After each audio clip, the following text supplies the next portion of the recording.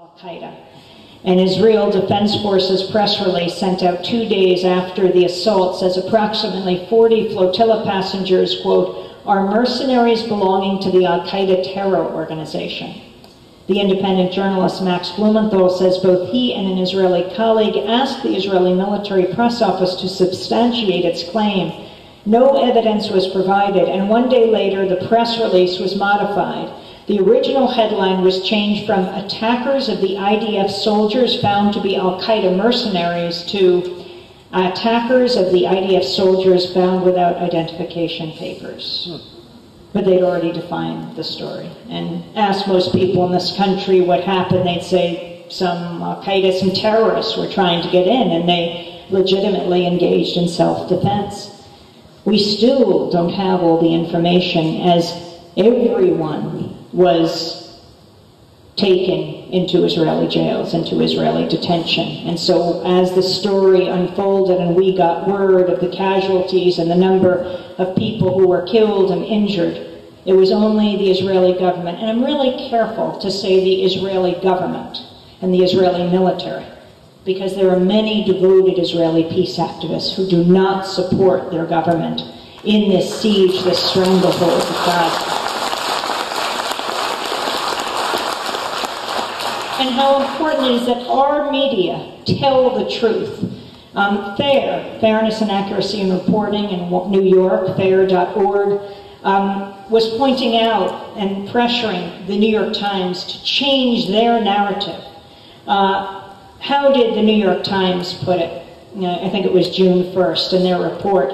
Israel had vowed not to let the flotilla reach the shores of Gaza, where Hamas, an organization sworn to Israel's destruction, took over by force in 2007.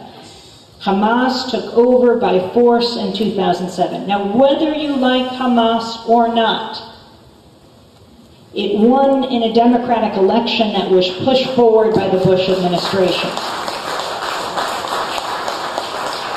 The applause doesn't have to be applause for Hamas, but for simply telling the truth. And so the New York Times was forced to print a correction.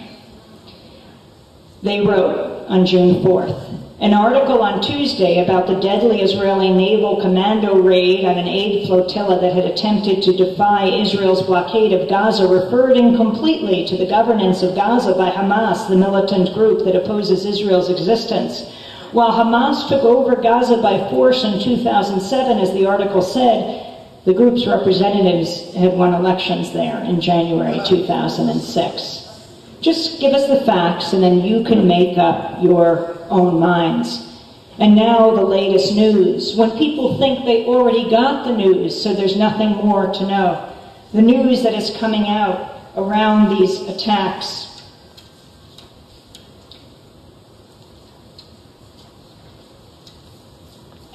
Let me read you from The Guardian, UK. I think this was Friday's report. Israel was tonight under pressure to allow an independent inquiry into its assault on the Gaza aid flotilla after autopsy results on the bodies of those killed obtained by The Guardian revealed they were peppered with 9mm bullets, many fired at close range.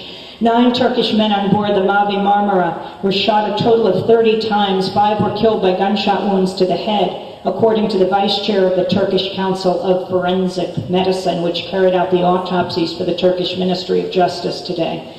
The results revealed that a 60-year-old man, Ibrahim Bilgen, was shot 4 times in the temple, chest, hip, and back. A 19-year-old named Volkan Dogan, who also has U.S. citizenship. You know, he was born in Troy, New York. His father was a professor in Rochester. The 19-year-old named Volkan Dogan, who has U.S. citizenship, was shot 5 times from less than 45 centimeters in the face and the back of the head, twice in the leg and once in the back. 2 other men were shot 4 times, and 5 of the victims were shot either in the back of the head or in the back, according to the vice chair of the Council of Forensic Medicine. And you understand the significance when someone is shot in the back. The findings emerged as more survivors gave their accounts of the raids. Ismail Patel, a pro-Palestinian activist who returned to Britain, told how he witnessed some of the fatal shootings and claimed that Israel had operated a shoot-to-kill policy. He calculated that during the bloodiest part of the assault, Israeli commandos shot one person every minute. One man was fatally shot in the back of the head just 2 feet in front of him. Another was shot once between the eyes. He added that as well as the fatally wounded, 48 others were suffering from gunshot wounds and 6 activists remain missing, suggesting the death toll may increase. We need the facts. Yesterday, I was giving an address at the American Arab Anti-Discrimination Committee in Washington, D.C. Ralph Nader was addressing them in the evening the day before Attorney General Eric Holder spoke. And just before I went to the talk, I was watching television, and I saw the image of the Rachel Corrie moving its way to Gaza. The Rachel Corrie. And I thought, this is what it takes to have Rachel's story known. The killing of at least 9 activists here, how many thousands of Palestinians since she herself has died, not to mention the number of Israeli deaths as well, because if we don't solve this problem, yes, the overwhelming number of people who die are Palestinian, but there are a number of Israelis who have died as well. This means peace not only for the region, but for all of us. It will increase our national security. It must be resolved, and it's not going to be a military solution.